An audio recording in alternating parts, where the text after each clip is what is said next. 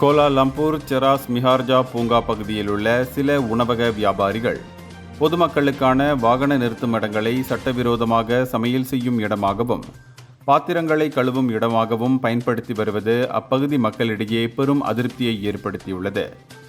சமூக ஊடகங்களில் பகிரப்பட்ட புகாரை தொடர்ந்து கோலாலம்பூர் மாநகராட்சிக்கு சொந்தமான வாகன நிறுத்தும் இடங்களில் அடுப்புகள் வைக்கப்பட்டு கழிவுநீர் மற்றும் உணவு மீதங்கள் சாலைகளில் தேங்கி துர்நாற்றம் வீசுவது அம்பலமாகியுள்ளது. நடைபாதைகளையும் வாகன நிறுத்துமிடங்களையும் ஆக்கிரமித்து செயல்படும் இத்தகைய சுயநல போக்கு சுகாதார சீர்கேட்டை விளைவிப்பதாக பொதுமக்கள் குற்றம் சாட்டுகின்றனர். பொதுமக்களின் நலன் கருதி விதிமுறைகளை மீறும் இத்தகைய வியாபாரிகள் மீது கோலாலம்பூர் மாநகர் மன்றம் உடனடி மற்றும் கடுமையான நடவடிக்கை எடுக்க வேண்டும் என பாதிக்கப்பட்ட குடியிருப்பாளர்கள் வலியுறுத்தியுள்ளதாக கோஸ்மோ செய்தி வெளியிட்டுள்ளது. இந்தியர்களின் இதய குரல் மக்களோசை.